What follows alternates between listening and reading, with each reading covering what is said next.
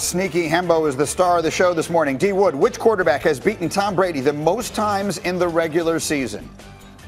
I'm going Jake Plummer. Jake Plummer. Yeah. That's an interesting guess. It is incorrect. Plummer beat him twice. The answer, and you would never have gotten this, is Ryan Tannehill. Are you serious? Beat Tom Brady really? 4 times. I'm not gonna This lie. guy? That guy. I would never have gotten that. I would have guessed Chad Pennington. Someone in my ear. How many times did Chad beat him? Because Plummer beat him twice. Also, only twice. Chad Pennington only beat Brady twice. What kind wow. That's Ryan Tannehill. Okay, that is stunning. That is a great question. If you're telling me at home you got it right, I'm telling you right now, I don't believe you. Yeah. Meanwhile, it has been a very tough few weeks for several AFC contenders. Nobody, of course, hit harder than the Colts as they lose their franchise quarterback Saturday, Andrew Luck, shocking the world with his retirement. Staying in their division, their AFC South rival, the Texans, losing a key contributor on Saturday, starting running back Lamar Miller, a torn ACL. He's out for the season. Elsewhere, the Chargers out in LA. They don't have their top back either. Melvin Gordon's holdout continues, not getting nearly the attention that Zeke's is, but he's not there. Right now, he's set to make $5.6 million this year, which would put him 7th among running backs. And so the AFC is kind of in a state of flux. So we have asked Mr. Carpenter here to give us your 4 division winners and your wild cards. Who's making the playoffs in the AFC? Let's go. Well, Greeny, let's start with the most obvious and the easy. When you look up here, we're going to start at the AFC East, a sandbox you play in a lot. Yeah. I don't really think there's any secrets here. I wish I could get more creative. Yeah. But it's going to be the New England Patriots. Right. I don't even think we need to expand on that thought. I mean, Bill Belichick, Tom Brady, Josh Gordon's back. Now that Ryan Tannehill is out of the division, it feels like they've got that one pretty much locked up. Yeah. You see these guys right here, they're doing great things. There's no slowing them down. And without Ryan Tannehill, like you mentioned, they'll be fine. In fact, they got Josh Gordon back. That, to me, says all you need. And not to mention, they got a little guy named N'Keal Harry, who I think is going to be pretty good as well. But Tom Brady's going to continue to do Tom Brady-like things here into the future. Okay. So now we're going to go to the AFC North. This is an interesting one. Yeah, a little more intriguing. And you know what? I think there might be a new team atop the AFC North. Are you going to take Cleveland to win the division? I'm going to drag these little guys right here. Okay. That's right, Greeny. The Cleveland Browns now are going to be winning the AFC North. I think it's fairly obvious when you look at the quarterback they have, Mr. Baker Mayfield, what he's able to do, and everybody keeps talking about that offense. But if you watch the last preseason game, it was really the defense that was able to get it done. The pass rush up front, phenomenal. Myles Garrett, what he's able to bring, Denzel Ward. These guys are going to be fantastic on the defensive side. I love the pick. Go ahead. So now we're going to head to the AFC South. Wait, no. You know what? The Colts. Not going to go to the Colts. We're going to skip that one and come back. Okay. That maybe who should have been in there. Okay. Let's go to the AFC West right here, and it's another place I think it's fairly obvious. We're going to pull in the Kansas City Chiefs. Pat Mahomes, that offense. Tyreek Hill is going to be able to play. Mr. Travis Kelce, Damian Williams.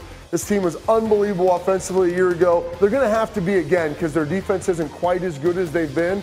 But Pat Mahomes, I don't know if he has 50 touchdowns, but he's going to have plenty. I think Damian Williams is going to continue to pick up. I agree thoroughly. He was very good. We're in a league now where the way the game is called and the way the rules are set up, you don't have to play defense to win. I think the Chiefs are head and shoulders the best team in the AFC. Go ahead. So let's head down to the wild card. We're going to stay in the AFC West.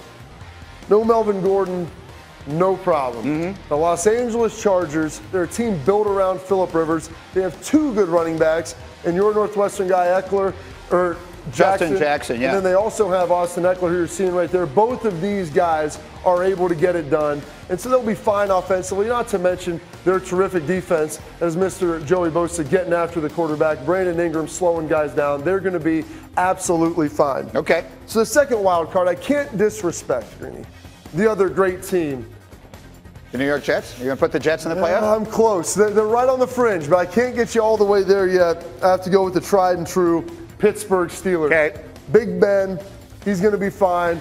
Juju Smith-Schuster, James Washington. Love what this guy is able to do. They're going to be great. Their offense is fantastic. They're going to pick up right where they left off. No AB, no problem. No Bell, no problem. And what I really like, they've got a nice offense or defensive line, and they drafted a terrific linebacker right there out of Michigan who's going to set the world on Okay, fire. so it's worth pointing out the Browns didn't make the playoffs last year. The Steelers didn't make the playoffs last year. So you do have at least 2 new teams making it. Take me back to the AFC South. If not Indy, then who? Well, you start sliding around and you're looking through here. Who could it potentially be? Dare I say, the Jacksonville Jaguars. Really? Well, the Colts are out. Andrew Luck's done. I think they're going to be okay, but they're not going to win the division. You look at what's going on in Tennessee. Ryan Tannehill isn't playing against Tom Brady every week, so he's not going to pick up a couple wins. Right. And Lamar Miller's done in Houston. The Jacksonville Jaguars now with Nick Foles, legitimate quarterback play. They're going to be able to look like they did a couple of years ago when their defense was producing turnovers, giving Blake Bortles a short field. They're going to be fantastic. And then they also have Josh Allen, who's going to wreck teams, and Justin Fournette. These guys are Leonard Fournette, excuse me. This is going to be the Jaguars team we saw in 2017, a team that had the Patriots beat in the AFC Championship at halftime. I like what Tom Coughlin and Doug Marrone are doing. They're going to be back in the playoffs this year and challenge for a Super Bowl. D-Wood, jump in here real quick. Anything in here you strongly disagree with, Damian Woody? Oh, man, where do I start? Where do I start right here? Okay, I know everybody's in vogue with the Cleveland Browns. You like that, don't you? Because you like the new, fresh type stuff. I mean, I enjoy the conversation. Listen. You're not buying? I'm not buying. I'm not buying. Listen, that team right there, the Pittsburgh Steelers? Yes. What I do know, Mike Tomlin has never had a losing season in Pittsburgh. Correct. 12 years. He's like a blue chip stock. I'm buying all day. Okay. I like how quiet it's been in there. So I'm putting the Steelers right here where the Browns are. Jacksonville. You love them. You love them. Who are they throwing the ball to? They don't have a lot of weapons on that offensive side, and it's a make or break time for Fournette, too. Who are they throwing the ball to? So who does win that division, D-Wood?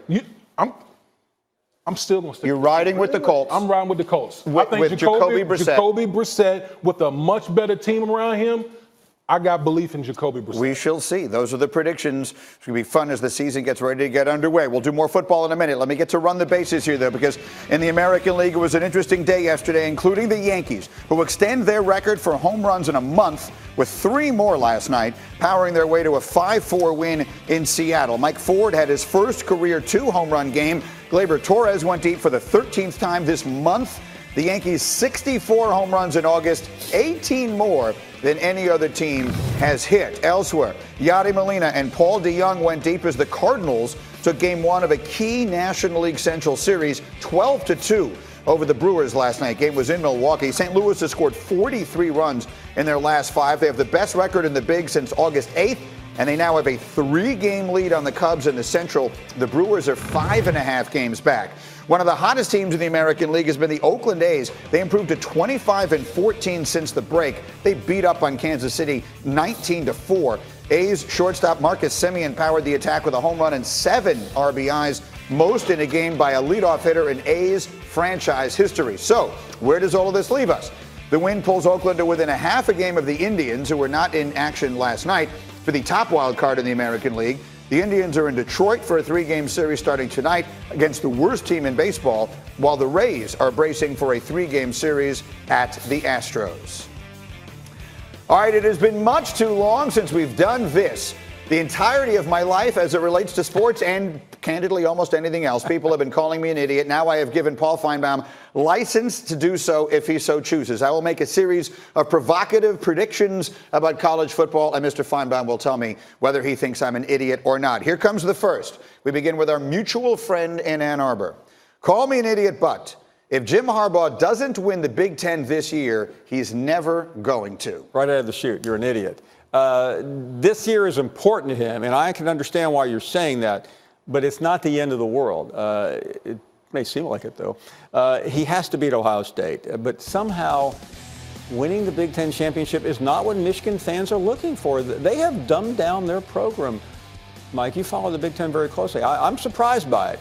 But their standard is having a good season. It's no longer winning national championships because Michigan doesn't really win national championships. Whose standard is that? You believe the fans now accept that? I think the fans, because they have had, I mean, remember some of the coaches that they've had up there. Understood. They went through but that's not what Jim Harbaugh was brought back to be. He wasn't brought back to be one of those coaches. He was going to bring them back to their glory days.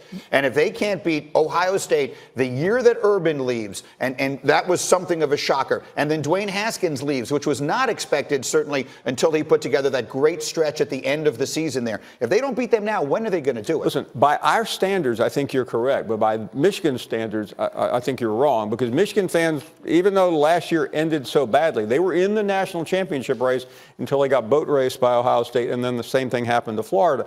I'm all over the country running into Michigan fans. They're not that angry. Other fan bases would have already begun pushing him toward the exit, not Michigan fans. All right, let me get to the next one then. Let's see what you think of this. Call me an idiot, but this time next year, Lincoln Riley is going to be the head coach of the Dallas Cowboys. I don't care what he says. Yes or no? You are correct. I think he will be. We're watching the soap opera play out every day in Dallas. It doesn't bode well for Garrett.